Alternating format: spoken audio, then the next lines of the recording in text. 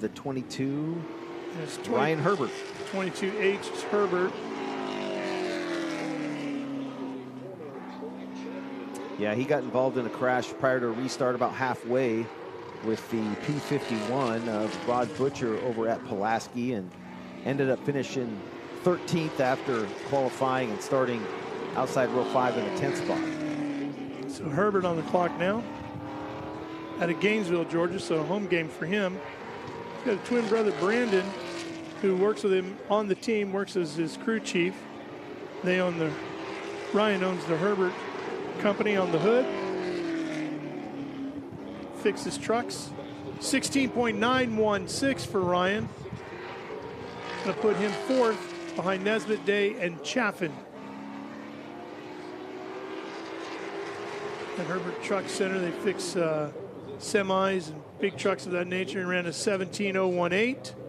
He'll stay there in 4th. There to get to that low part of the racetrack. So falling back here early is that number 6 of Brandon Carr. And a little puff of smoke. Oh, one car around. It's the 15 cars spinning out here. That's Avery Demland. Oh, and then the 8 joins her, Mark Day. Also, Brandon Carr getting turned around right there, and then he just, I think, trying to overcorrect it, spins around to the right, and then right in front of the field.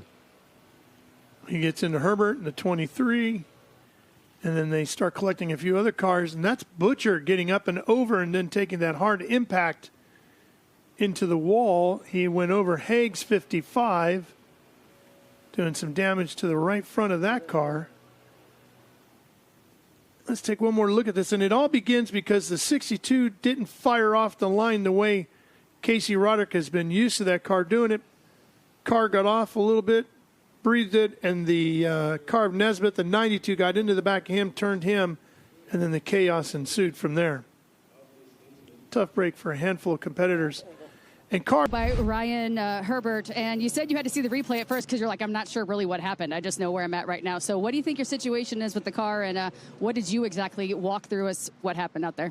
Well, I mean, we were, again, going just to another restart, which I thought, you know, we had a lot of restarts early on in this race, so I kind of knew it was going to be a pretty choppy race. And just sticking with trying to stick to my spot that we qualified at, and just, you know, let everybody wear their tires down. And, man, the only thing I saw was I knew that Taylor Hull was 82. He was in the inside lane.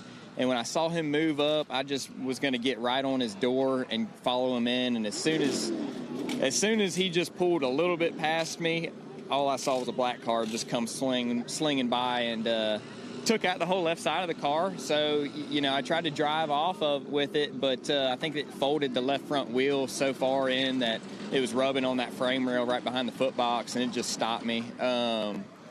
But, yeah, I mean, I just hate it. I hate to come over here and see you guys, you know, before the end of the race. But, you know, I mean, we got the car back that got wrecked in Pulaski, so we'll put that one back together. I actually like that one a lot better anyway, so we'll just try and, you know, get that one fixed back up.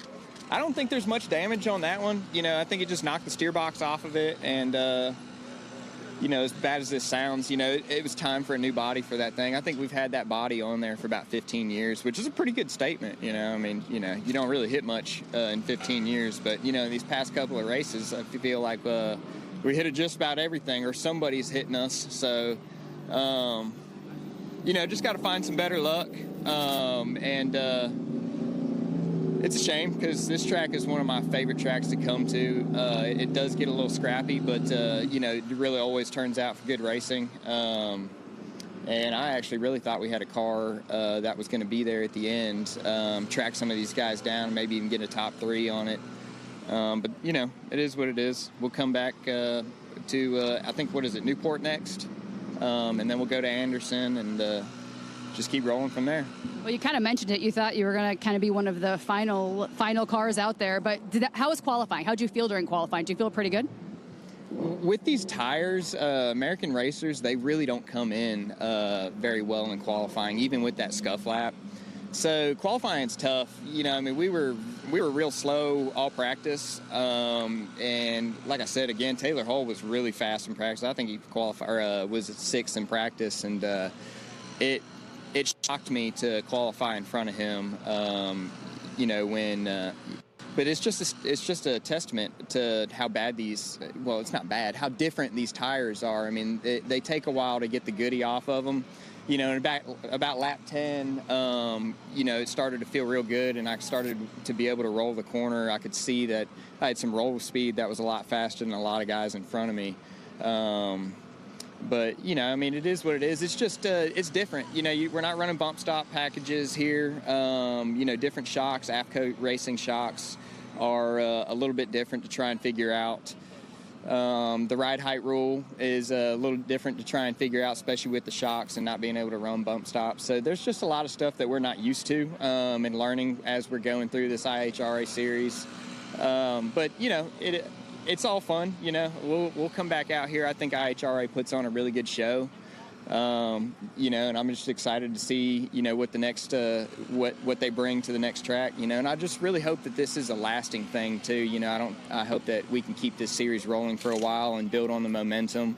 You know, and some of these guys out here, you know, really talented people, and put on really good shows week in and week out. And so, you know, we just need to try and get that in front of, you know, the viewers' eyes and show them a good race. Well, I appreciate your time so much, Ryan. Thank you very much. Thank you. Guys, back to you. So Ryan and